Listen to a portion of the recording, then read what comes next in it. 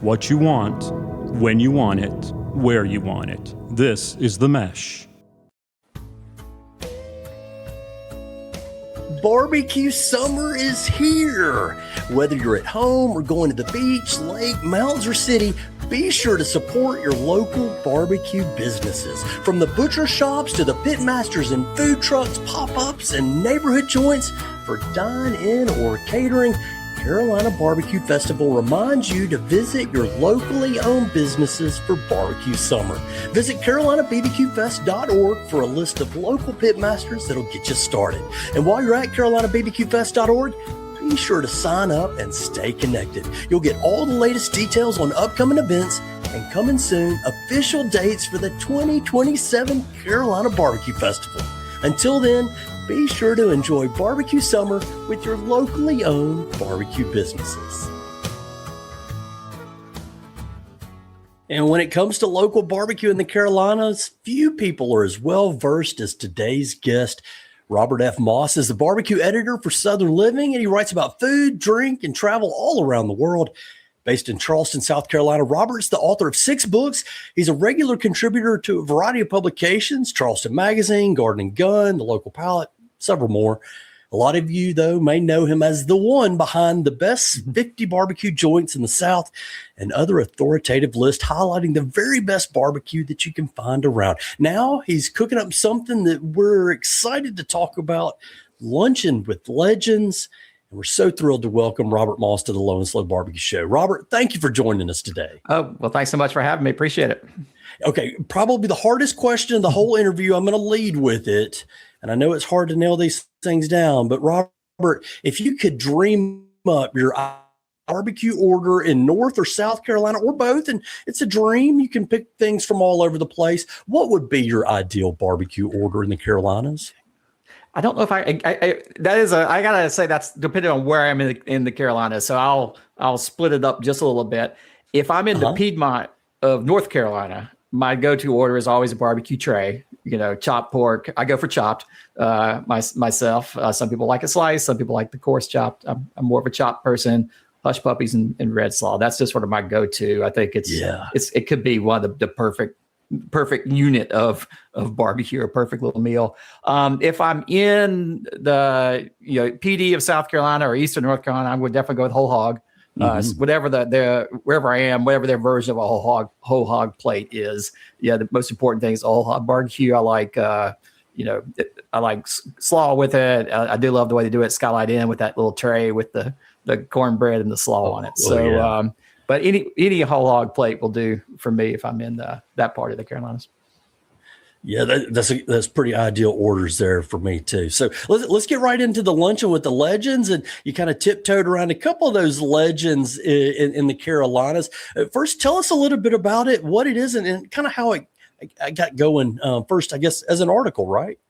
Yeah, so the Legends dinner or Legends lunch, I can't remember, the Legends event that's coming up in September was actually sort of launched out of this article that I did for Southern Living that came out in, I believe, the May issue of Southern Living this just a little while ago. And that whole article sort of came out of a brainstorming session I was doing with Sid Evans and Chrissy Tiglis, who are my editors at Southern Living.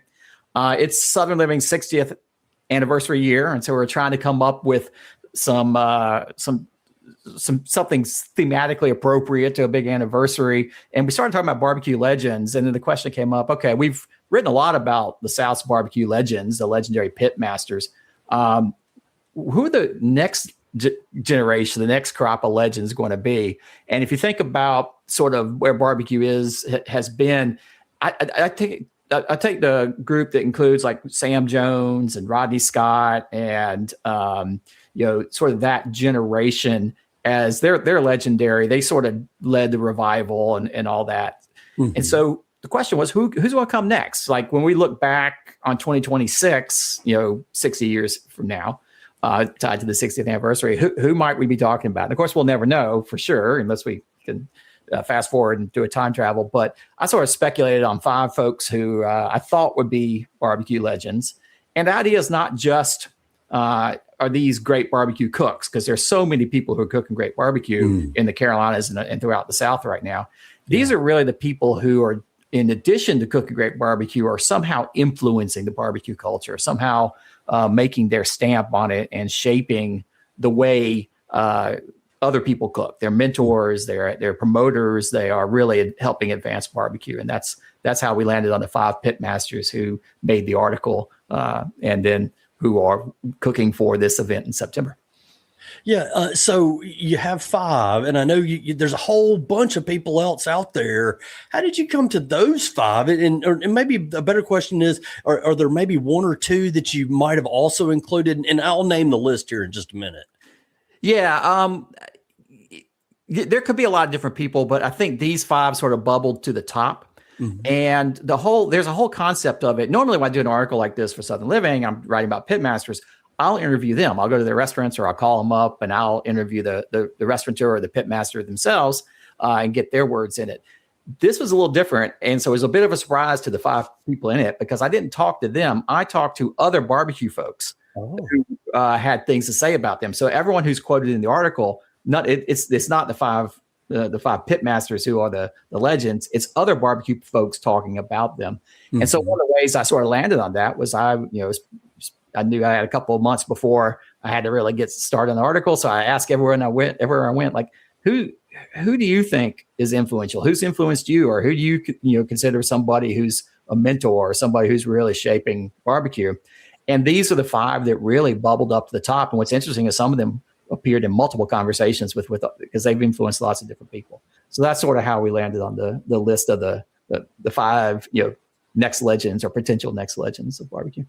Yeah, and so those next legends, just to let everybody know, it's a luncheon with these legends, and Robert Moss is going to be there as well. Southern Living is underwriting, as well as the Charlotte Regional Visitors Authority. It's happening Sunday, September the 20th, 11 a.m. to 2 p.m.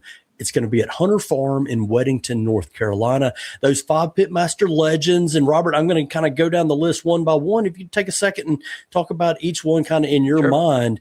At the top of the list to me, probably a lot of people, Evan Leroy of Leroy and Lewis in Austin. Yeah. Evan Leroy, he is a big figure in barbecue. I think he's one of the most innovative pitmasters we have going right now. I got to know him originally when they were in the food truck, which they parked at a brewery in Austin. And then a couple of years ago, they moved south of Austin a little bit and opened a brick and mortar restaurant, which is even bigger and giving him an even bigger stage. What I really like about Evan is, he calls what he cooks new school barbecue. He's working within that Texas tradition. He's a lot of beef. He's very focused on that, but he's doing different things. And one of the big things he does is he uses all sustainable beef from local Texas ranches. The same thing with the produce and everything else. They even have a slate of Texas wine. All the wine that they serve at their bar is from Texas. But he's cooking all sorts of different cuts of meat. He has some wonderful smoked, like a flat iron steak and tri-tip and things that you normally don't see in a Texas barbecue restaurant. And is always pushing to do better and to do something creative and new. So I've always been impressed by what he's doing, and I think he's really helping push the boundaries of Texas barbecue and helping pull a lot of other pitmasters with him to do new and creative things. Hector Garate, Palmyra Barbecue, your neck of the woods, West Ashley community. Myself, I got to visit a couple of years ago, going to be down there in a couple of weeks. Always a hit list for me to stop and see. But why is Hector one of those top 5? Yeah, so Hector has only been cooking for a little while. I mean, I don't think he started until after the pandemic. So he's like about 5 years into his career. But in just that 5 years, he has accomplished so much. He basically taught himself how to barbecue, made his own pits, hooked up with a guy here near Charleston, outside Charleston, named Marvin Ross at Peculiar Pig Farms, who raises heritage breed hogs. Marvin taught Hector how to cook whole hog. He sort of picked up on that, how to make hash and rice. But Hector's one of those guys who just is 100%, 110% about everything. I mean, he is totally focused and dedicated. So he didn't just buy a pit. He bought a propane tank and built his own, taught himself to weld and built his own pit. Wow. And he makes his hash and rice with the hog's heads from the whole hogs that he uses for his pits. He puts the hash and rice or puts the head on the pit, smokes it, puts it in the hash pot. everything is just incredible. And though he grew up in the Carolinas, he grew up outside of Raleigh and then ended up in Charlotte. He is actually from a Puerto Rican family, so Puerto Rican heritage. And Palmera, in fact, is his grandmother's name. So it's named in honor of her. So he weaves in a lot of those Puerto Rican flavors and recipes from his family, and mixes that with the South Carolina tradition. So not only is he a great whole hog cook and really, leading that forward, he is sort of innovating and bringing new flavors in. And then he just keeps pushing. He travels all over the place and is interacting with a lot of different pitmasters. I interviewed Don Wynn, who is the pitmaster at Coy Barbecue in Houston. Right. And he and Hector sort of became friends, and they've gone back and forth and cooked at various events. He's taught a lot of folks in Texas how to cook whole hog. In fact, he worked with, he's actually taught a lot of people about the sort of South Carolina way, make a hash and rice. So he's sort of become an evangelist for the low country style, and is really just pushing it forward. And now this was after the article came out. He's now on the Pitmasters TV show right now. So he is now becoming a bit of a media figure too. And so that's just 5 years. I can't imagine where he's going to be, 5 years from now. Well, 60 years, and the legend of him 60 years from now, maybe Southern Living's writing about his heritage. Next on your, and don't skip the beef cheeks. If you go to Palmyra, get the beef cheeks. Yeah, absolutely great. Yeah, that's one of the things he did. He decided everyone's doing brisket. I'm going to do something different. And I can get really good beef cheeks here in South Carolina for not that expensive. And they are fantastic. They're really, really good. Zach Parker from B.E. Scott's Barbecue in Lexington. They're kind of one of those, if you know barbecue joints, but not everybody knows about it. Why is Zach a legend? Yeah, so Lexington, Tennessee is right in the middle of the state. It's sort of about 30-minute drive, I think, off of I-40 as you're going between Nashville and Memphis. It is in the heart of old whole hog country in Western Tennessee, where the whole hog tradition was really strong for many, many years. For a long time, there were only 2 whole hog places left. One of them is B.E. Scott's Barbecue, which, unlike Hector, who's new to the game, Zach actually grew up in a barbecue family. His dad, Ricky Parker, took over B.E. Scott's from Mr. Scott. So there's been 3 owner pitmasters. And then Zach took over. His father died young, and Zach sort of took over as a really young man. I think he was around 20, 21 years old when he took over the restaurant and kept it going. So that's important that he took one of these places and kept it moving forward, has sort of kept that whole hog tradition alive. But more than just that, when Jack's Creek Barbecue, which is a barbecue restaurant not too far from Lexington, probably about 15-minute drive, maybe 20-minute drive from Lexington, when that barbecue joint shut down or the owners were looking to sell, he decided to buy it and he took it over. And those owners had switched. They had closed down the whole hog pit in the back and were using the pit house for storage. And they were cooking on a gas or electric cooker in the restaurant. He went and emptied out the old pit house, threw all the garbage away, refurbished the pits and started cooking a whole hog there. But it didn't become, it's not B.E. Scott's location 2. It's still Jack's Creek's Barbecue. It's got its own menu. He sort of kept a lot of the things that Jack's Creek's had, brought the whole hog back and revitalized it. So now there are 3 whole hog restaurants, full-time whole hog restaurants in West Tennessee.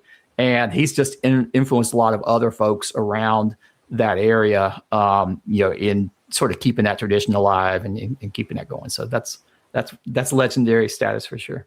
Definitely. Last 2 come from the Carolinas. We'll start with the South Carolina and Elliot Moss, a legend for a long time, it seems like. Now he's got his own sort of outpost again at Elliot's Barbecue Lodge in Florence. Why don't you explain why he's a legend? I think I know why he's a legend. Yeah, well, he actually came on the scenes. Yeah, he's from South Carolina, from Florence, South Carolina originally, but he sort of came on the scene in Asheville. Right. He sort of came up. He was a sort of a self-taught fine dining chef, worked at some fine dining restaurants in Columbia and then in Asheville, North Carolina. And then he was the founding pitmaster, founding and co-owner of Buxton Hall Barbecue in Asheville, which is now closed, unfortunately, but was such a wonderful place. Yeah. If you ever were able to go there in this old building that used to actually be a roller skating rink. Yeah. Absolutely insane. And it's a huge place.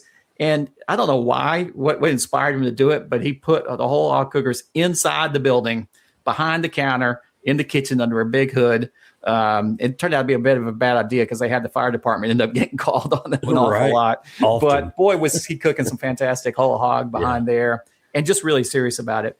And so then after he parted ways with Buxton Hall, and he floated around a little bit, and then he has ended up moving back to Florence, back to his hometown, which he left a long time ago, and has teamed up with the guys at Seminar Brewing, which is a big craft brewery there in Florence, and a big, large facility. And so they built a custom brand new pit house next to the brewery, with whole hog pits and burn barrel. And he's cooking PD style whole hog. He's basically gone back to sort of the roots of his area, and he's really dedicated to that PD style of cuisine. He makes chicken bog. He uses a lot of local recipes and other things like that. So, in one way, he is keeping that tradition alive, really exploring the roots of Florence while pushing it forward in a new location, new location, new type of setting. At the same time, Elliot's been a great mentor to a lot of other cooks who work with him. For the piece, I interviewed a guy named Joel Easton, who worked at Buxton Hall, came down here to Charleston and opened up Easton Barbecue, which is a wonderful barbecue restaurant down in Hollywood, South Carolina, just south of Charleston. If you're on your way to Edisto, I say stop by there. He's doing some great stuff. But he learned a lot from Elliot, talked about what he learned. And the other thing is that Elliot is a hash evangelist. He loves South Carolina hash. Yeah. He's traveled all around the state collecting hash. He used to take him up and do a hash sampler dinner like at Buxton Hall and stuff. Oh, wow. But he's introduced lots of different people all throughout the South cooking at festivals to hash and rice. So people outside of South Carolina has taught a lot of pitmasters. So he has really embraced the South Carolina traditions and are helping keep those moving forward into the 21st century. It definitely introduced me to it at the Carolina Barbecue Festival. He's always there, and a great sample, one of my favorites there, and kind of got me looking down that road. Went to the Festival of Discovery this weekend and tried a few hashes while I was down there. None of them compared to what Elliot's producing, though. Of the five, sorry. Yeah, that's right. His is definitely good, definitely special as hash goes. Yeah. So the 5th, we've been through 4 of the 5, Luncheon with Legends. Again, September the 20th, 11 a.m. to 2 p.m. at Hunter Farm in Weddington. You can get tickets now, but get them quickly. There's only going to be 200 available for the public out there. LunctionWithLegends.com. And the 5th legend kind of seems like maybe one of the masterminds behind putting some of this together with Southern Living and the Charlotte Regional Visitors Authority, our man, Louis Sweet Lou Donald from Sweet Lou's in Charlotte. Yeah, absolutely. And he is the motivating force behind the event. In fact, in the article, I gave every pitmaster a little title, and I called him the promoter, I think. Yeah. And that is Lewis, 100%. I mean, he runs Sweet Lou. It's a great barbecue joint, right in down, wonderful neighborhood joint downtown Charlotte. And it's gotten better over the years. He just added a really cool bar to what used to be the sort of the back patio kind of thing. So that's an enhancement. And he's dedicated to Carolina barbecue and advancing that. But again, to be a legend, you got to do more than just have a great barbecue restaurant. And what he really is an organizer. I mean, he organized the Carolina Barbecue Festival. That was his impetus. He called up a bunch of people and a bunch of pitmasters in North Carolina and say, hey, let's get together. He coordinated with CRVA and all the other folks in Charlotte to sort of get the whole thing put together. And he's built it year over year into something larger and larger and better and better. So, and the point of that is not just to have a festival, have a good time. I mean, that's part of the point, but it's also to shine a spotlight on the Carolinas. I think he, would tell you that when he started, he felt like the Carolinas weren't getting as much attention, and particularly there are a lot of pitmasters and restaurants around the Carolinas that weren't really getting the spotlight put on them the way he thought they should be. So he brought them all together, put the spotlight on them, and it's just grown year after year. And of course, being the promoter, it was Lewis who said, hey, let's get all these Southern Living legends. Let's get together and have a big event. And that's so he is definitely the organizer and the driving force behind all that. Yeah, and he stays busy on the festival circuit too. I know he's going to be at Pinehurst coming up for Labor Day weekend, just ahead of this event, LunctionWithLegends.com. Again, 200 tickets. You can get them now while they're available. Enjoy lunch with each of these 5 legends. There's going to be tastings from everybody. There's going to be oysters. There'll be beverages. It's all covered under the price of admission. Still working out who's going to be cooking what and all that good stuff.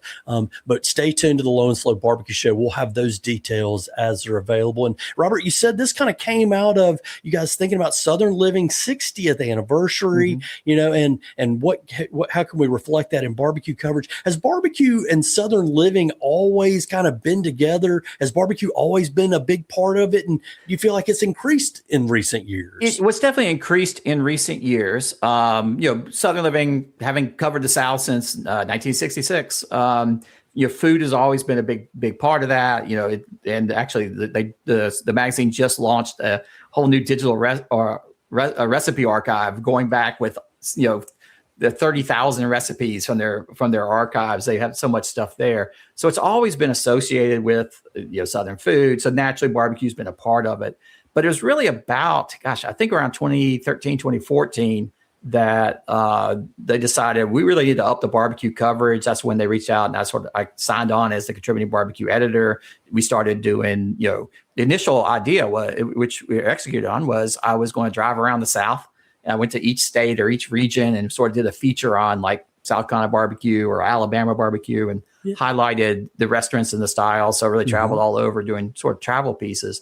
And then that culminated in our first top 50 list of like the top 50 barbecue joints in the South, which we've done over the years. We're now sort of settled in a pattern where we do that list every 2 years.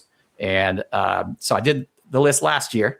So it won't come out again until 2027. I'm working right now on the best new barbecue list, which we do every other year, which is the best barbecue joints that have just opened up in since the last list came out. So the last 2 years or so. So I'm busy doing that, visiting a lot of new, interesting places all over the South.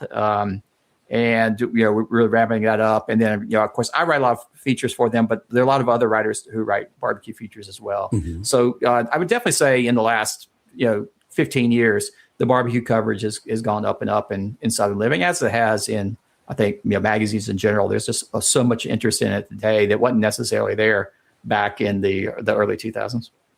And obviously here in the South, and you can probably include Texas is Texas, barbecue coverage, obviously a big deal, a big part of food journalism. Does that reflect an interest on a nationwide scale, or is it just us reading about us? No, it is definitely on a nationwide scale. I mean, that's something that happened just in the time that I've been writing about barbecue. And when I started writing, even when I started doing the Southern Living things, there wasn't a whole lot of barbecue outside the South. There were some folks who opened up restaurants in New York, and you get barbecue in Montana or Connecticut, but it was rare, and it really wasn't all that good, frankly. most of it. I mean, you can find a few good spots here and there. Since about 2015 or so, there's really been a national boom in barbecue. And a lot of folks, the craft barbecue movement that sort of started in the South sort of picked up, influenced a lot of other people. So you can go to Los Angeles now, you can go to Portland, you can go to Maine and Minneapolis, and there are true craft barbecue joints that are cooking on all wood. They're doing it, various different styles. Texas style is huge, but others you can get Carolina style whole hog in Maine. And there's a guy who does Scotty's whole hog barbecue up in Minnesota. Right. He's cooking Carolina style whole hog. So it has definitely taken off nationwide. There is interest nationwide.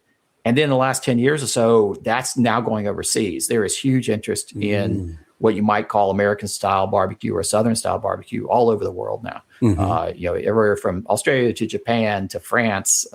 So it is spread and grown far beyond my imagination in just like the time I've been writing about barbecue.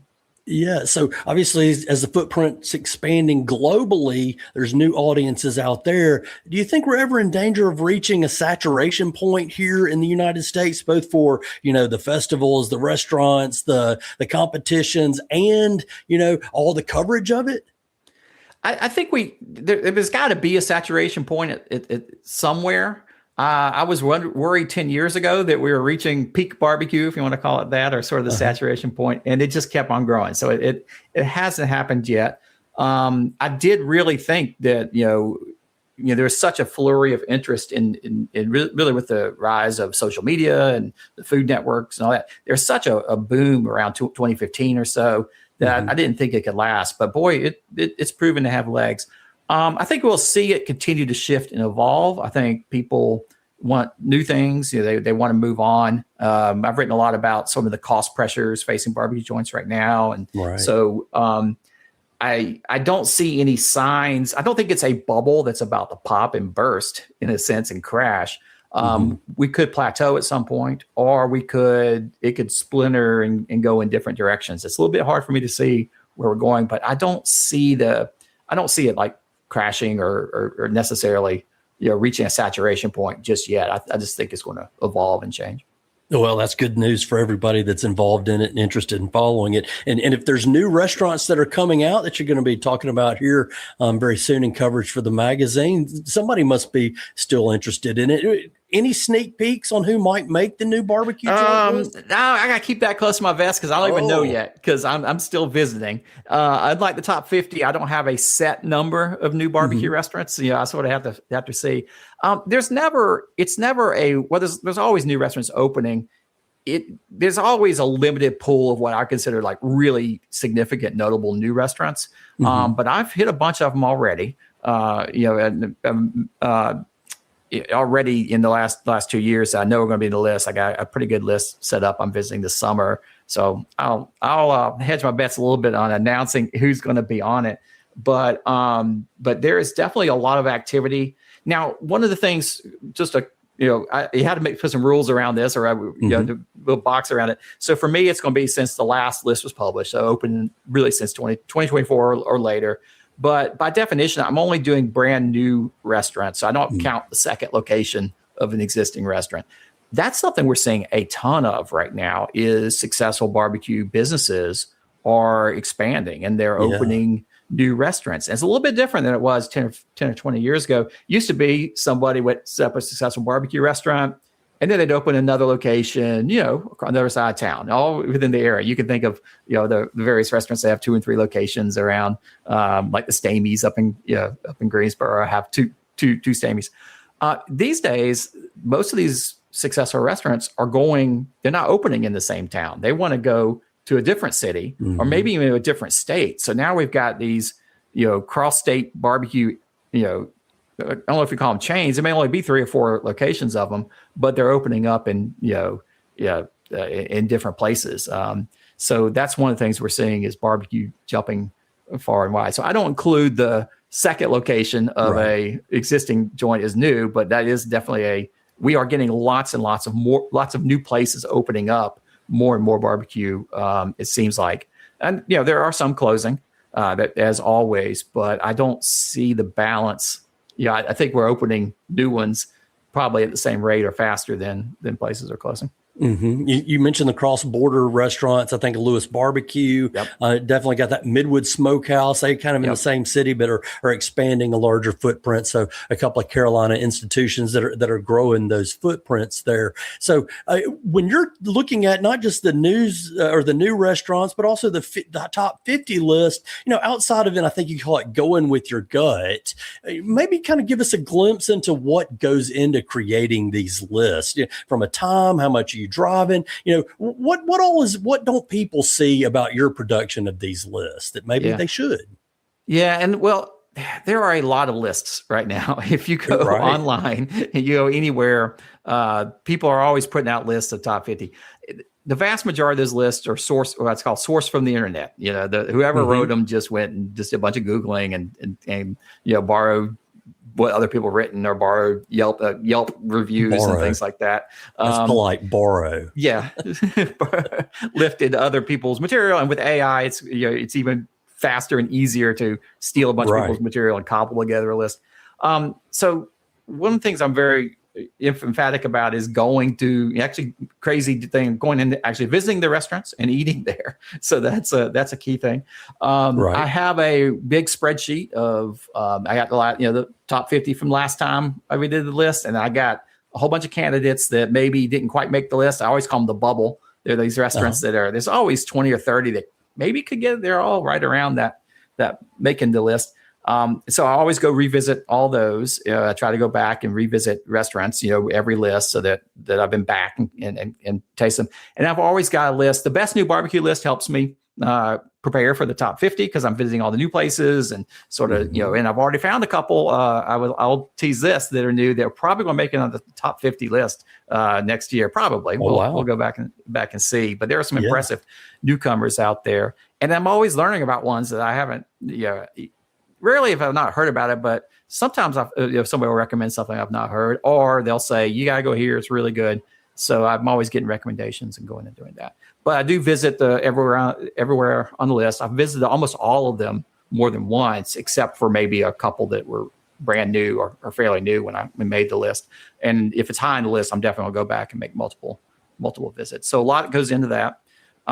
Try to just go in like anybody else would, just as a regular customer, which can be sort of painful in Texas because you have to go wait in line for 2 hours to eat, which being from the Carolinas, it's not really in my nature. But I will go do it because I want to have the experience of standing in line. I want to get the experience. The food obviously comes first. It's got to be really good barbecue.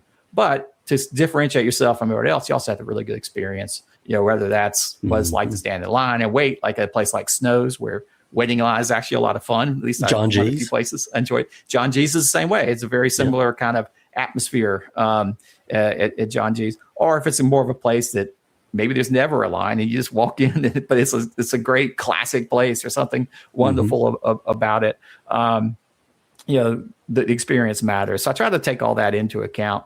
But ultimately, it is, I'm ultimately left with this list of say 70 candidates, right? And I'm always moving them up and down and swapping them. And I'm usually looking at it and I say, okay, if I could only get one of these, which one would I recommend? This one over that one. And then I swap them around. It usually changes every time I look at the list and eat somewhere else. I move them around and until I finally, I have to publish it at some point. But ultimately that's when I'm trying to decide is, okay, which of these are the ones that you really, if you could only visit 50 restaurants, which ones do I say you have to visit? And for me, that's important. I don't have any one style that I say, this is the perfect style of barbecue and you have to get close to that. It's not like a competition. There's barbecue where there's some ideal. It's much more like if you eat at these 50 places, you will have gotten a full representation of all the diversity and all the variety and the very best barbecue that the South has to offer. Yeah, that's great perspective there. Then the lists come out and what happens? Tell me about the response and the feedback and dare I say the fallout. Are there people that say, why aren't I on the list? I know there's a lot of people excited about it. Yeah, if you publish any list, it doesn't matter what it is, you're going to get the people who just, wow, this is terrible.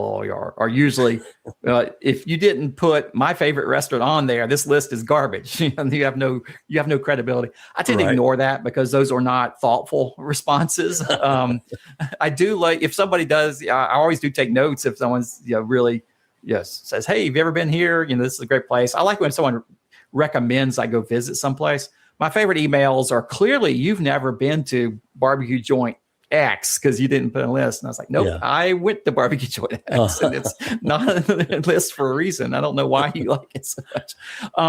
You'll get a little bit of that, but by and large,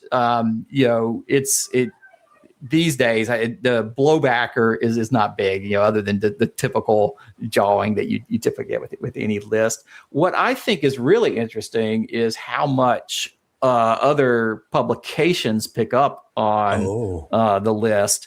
And sometimes I'll get interviewed by the daily paper somewhere where there's a couple of places on the list, or if nothing else, they'll quote the list and cite it. And that actually has sort of a flywheel effect where, I write the list. You can see it online. You can see it, it gets promoted by Southern Living, but then it gets picked up in, I don't know how many dozens of newspapers all over the place. And so it really gets out there. So that's always fun to see. And, it's fun I like put the spotlight on places I think are good. I don't get that much. People like, if you're Franklin Barbecue or Snow's Barbecue or Lexington Barbecue, Sam Jones or Skyline Inn, no one makes a big deal out of that because everybody knows, the Skyline Inn doesn't really need me to tell people it's a great place to visit. But it's the places, most fun is putting places on there that people may not have heard of or may not have gone to and can, can encourage people to go there and hear their response and all that. And that's the most rewarding, is when someone says, wow, I went to that place that you put in the list. I've never been there. It's really good, man. Thanks for guiding me. Because that's really what I want to do is shine a spotlight in the good places, help highlight what makes Southern barbecue great and introduce people to maybe something they hadn't heard of before, or something a little bit different. Yeah, very cool. And whether they're complaining or whether they're saying, hey, that's a great new place, thanks for introducing, everybody's still reading it. And you can add TV stations and radio stations to that list of picking it up and putting it out there. Oh, yeah. Giving that legs. Sure. And again, it's all part of the AI and the Google world that we're living in, that production and content is getting some extra legs along the way. So, Robert, you've been very generous with your time here. I want to wrap up just kind of quickly about sort of the state of the barbecue economy. And you've touched on this a time or two here, and I know you've written about it. Increasing food prices, taste and dining preferences are changing and kind of been fluctuating pretty wildly since COVID. What do you feel like the state currently is of the barbecue food service, all the restaurants and food trucks? What is the state of that economy today? Yeah, I've actually been writing a bit about this. I've written a little bit about it for Southern Living, but I also have a Substack newsletter. If you go to robertfmoss.com, you can find it, or just Google Robert F. Moss Substack, where I write about, a little more industry inside kind of stuff, trends and that kind of thing. So I've been, sort of monitoring the state of the barbecue industry. Not too long ago, it was around Memorial Day, there was sort of a flurry of news coverage coming out, driven sort of by the high beef prices right now, and about Texas barbecue, and it's basically saying Texas barbecue is doomed and restaurants are collapsing and all that. The state of their industry is, I wouldn't say it's not collapsing. It's not dire, despite what you may see online through some sort of catastrophic clickbait headlines. It is a challenging time for restaurateurs, particularly barbecue restaurateurs. It's always been a difficult industry. This is not the first time that, restaurants have been faced by rising costs, and barbecue is no exception, particularly labor costs, food prices. There's always constant downward pressure. You're competing against fast food joints and all that kind of thing. So it is challenging for a lot of restaurateurs. And you ask them, you get all the, like you one of these festivals, if you're hanging out beforehand, talking to all the barbecue restaurateurs, they'll talk your ear off about all the challenges. Having said that, we haven't really had a massive closure of famed barbecue restaurants or all that. You always get the occasional one where, a family retires, they don't have someone to take over or something like that, or somebody gets overextended in debt.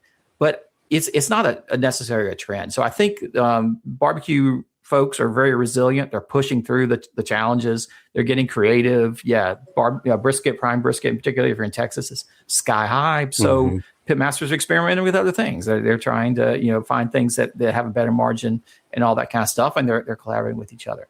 So I think it's a little rocky right now, primarily because of the cost pressure, and I think that's a cost pressure in the sense of what it costs the barbecue restaurateurs, for their labor and for their food, and just rent's always going up and all that. And then also what they can pass on to the customers, how much a customers these days can afford. So that's always a challenge, and people are navigating through that. I hope that will improve in the years that come.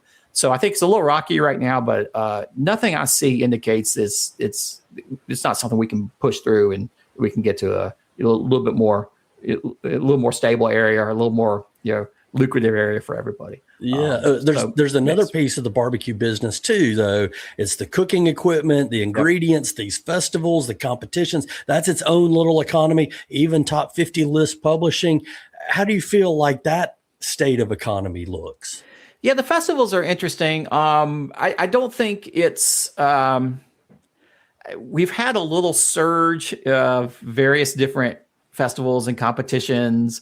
There was a bit in the wake of COVID-19, there was a bit of a race into people after everything opened up and people were starting to go out and eat again. You had a lot of different folks trying to launch festivals and things like that. And these are really corporate entities doing for-profit festivals. Those haven't panned out so well. The nonprofit things like the Carolina Barbecue Festival, Holy Smokes here, they're still going strong. I've never they've had good sales. I think probably the volume is down a little bit. We did get a little saturated in, let's say, 2022, 2023, when suddenly everybody wanted to go to a barbecue festival. So the lines were packed because people have not been out and doing that for a while. So I think that sort of enthusiasm has dampened a little bit. So the ticket sales may not be quite as strong, but they're still selling out by the event date. They're still packing. If you went to Carolina Barbecue Festival, it was packed. There were quite a lot of people